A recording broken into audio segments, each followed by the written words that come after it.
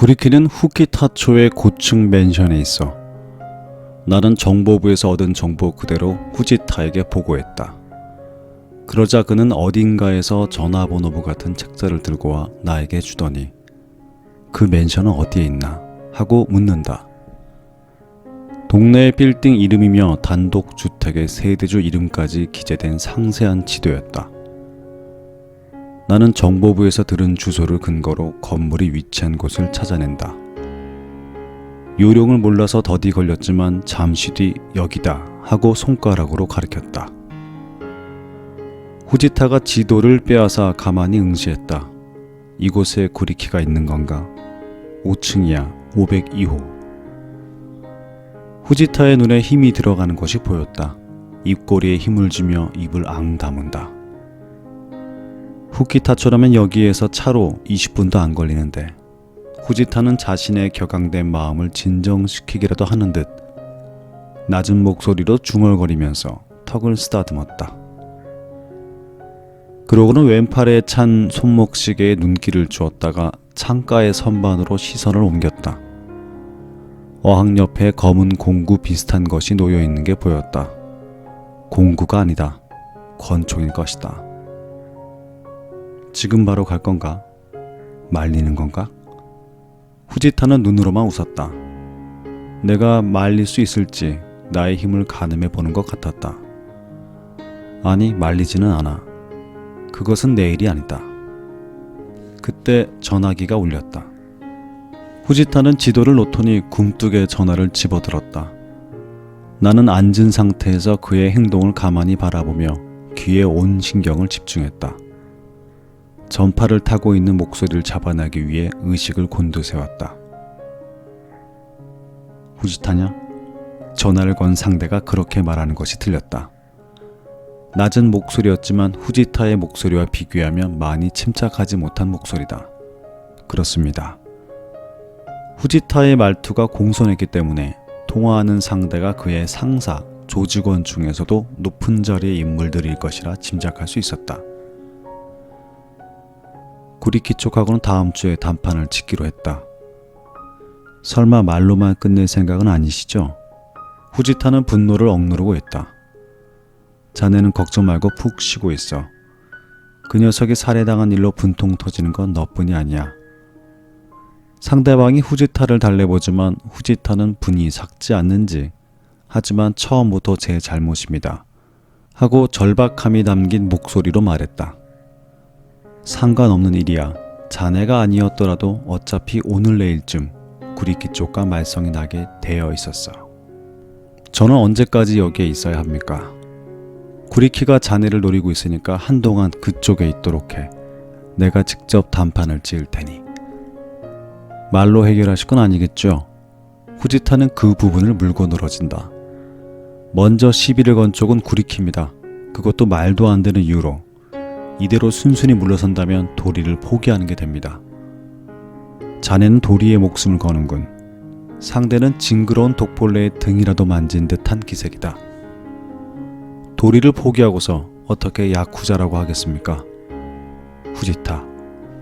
전화 속 주인공의 목소리가 노골적으로 험악해졌다. 아무튼 시거망직에 먼저 나서서 구리키를 건드리지 마. 후지타는 고분고분 대답을 하고 맞장구를 몇 번 치더니 전화를 끊었다. 한없이 한숨에 가까운 숨을 쏟아냈다. 지금 전화는? 나는 모르는 척 묻는다. 아버님 전화다. 후지타는 어금니를 깨물며 말했다. 후지타의 부친은 지독한 간염으로 이미 오래전에 죽었으니 이것도 실제 아버지를 말한 것이 아니라 조직에서의 두목을 말하는 터였다. 치바씨, 구리키는 정말로 여기 있겠지? 후지타는 고민하는 듯 하다가 펼쳐진 지도에 눈길을 주더니 말했다. 물론. 후지타가 일어섰다. 내게 등을 보이며 창가로 다가가더니 선반 위에 멋대가리 없는 권총에 손을 뻗었다. 나는 고개를 갸우뚱한다. 방금 전 통화에 따르면 여기서 얌전하게 있어야 되는 건 아닌가? 어떻게 그걸? 하고 후지타는 놀란 얼굴을 했지만 남의 명령에 복종하는 성격이었다면 야쿠자 따위는 되지 않았을 거네 하며 쓴 웃음을 지었다. 그렇게 말할 때의 그의 몸짓과 표정이 어찌나 진중해 보였던지 나는 다시 한번 감탄한다. 그때 욕실 문이 열렸다. 아쿠츠가 모습을 드러냈다. 향이라도 피운 듯 수증기가 실내로 들어오고 비누인지 샴푸인지 모를 약재와 향료가 범벅이 된 냄새가 풍겼다. 형님, 수건으로 몸을 닦으려던 그는 후지타의 거동을 눈치채자 젖은 채로 달려와 그런 걸 가지고 어디로 가시려고요? 하며 흡사 자식을 떼놓고 도망가려 하는 아버지를 대하듯 허둥거렸다. 설마 이 녀석이 말한 구리키가 있다는 곳에 가려고 하시는 건 아니겠죠? 후지타는 아쿠츠를 험하게 다루진 않았지만 대답도 하지 않고 아무 말 없이 손을 뿌리치며 현관을 향하려 했다. 아쿠츠는 물러날 기색이 아니었다. 여기에 숨어 있으라지 않습니까? 자네는 내 편이 아닌가? 후지타는 감정적이지 않았고 오히려 평온해 보였다. 맞습니다. 무슨 말씀을 하시는 거예요? 저는 형님이 걱정돼서 그래서 이렇게 함께 지내고 있는 건 아닙니까? 조직의 명령 때문이잖아. 그야 그런 이유도 있지만 그것뿐이라면 일부러 이 아저씨를 끌고 오지는 않았을 것입니다. 아쿠츠가 나를 붙잡은 것은 치바라는 사내가 구리키가 있는 곳을 알고 있다는 소문을 들었기 때문이다. 그렇다면 말리지 마. 나는 구리키를 해치우러 간다. 아쿠츠는 손바닥을 쫙 펴며 필사적으로 말했다. 이 녀석이 거짓말을 했을지도 모르잖아요. 그렇잖아요. 함정일지도 모르는 거 아닙니까? 그러자 후지타도 걸음을 멈췄다. 후지타는 아쿠츠의 얼굴을 쳐다본다. 그런 다음 나를 한번 흘끗 본다. 형님, 지금 당장 가는 것만은 참아주세요. 벌거벗은 아쿠츠가 필사적으로 버둥거리는 바람에 등판에 새겨진 그림이 꿈틀꿈틀 춤추는 것 같았다. 맞다. 내일 내가 이 녀석이랑 함께 그 장소에 가서 거짓말인지 아닌지 확인하고 올 테니까요. 그 이후에 해주세요. 후지타는 논리적으로 납득했다기보다는 아쿠츠의 열이 이끌린 듯 그럴까 하고 수긍했다. 아쿠츠는 기뻐하면서 나를 노려봤다. 이봐 아저씨, 내일 그곳으로 데려가죠. 거짓말이면 이번이야말로 용서하지 않을 테니까 하며 퍼부어댔다. 아쿠츠. 후지타가 낮게 날카로운 목소리를 냈다. 네, 어서 옷이나 입어. 예. 아쿠츠가 욕실을 향해 날듯이 뛰어 돌아간다. 후지타가 어항 옆에 권총을 놓더니 다시 소파에 앉았다. 하나만 물어봐도 될까? 나는 내일을 수행하기 위해 질문을 했다. 당신은 죽는다는 것에 대해 어떻게 생각하나? 딱히 기대하는 대답이 있었던 것은 아니지만 그래도 그는 야쿠자인 만큼 죽음 따위는 두렵지 않다고 큰 소리 칠지 모르겠다. 추측은 했다. 후지타는 나를 염탐하듯 위에서 아래까지 눈으로 훑었다. 그리고는 이렇게 대답했다. 죽는 것보다 지는 게 두렵네. 하고 나는 팔짱을 낀다. 나로서는 의미를 알 수 없는 대답이었다. 치바씨, 당신 재밌는 사람이군. 후지타가 그렇게 말했기 때문에 나는 또다시 유감천만이었다.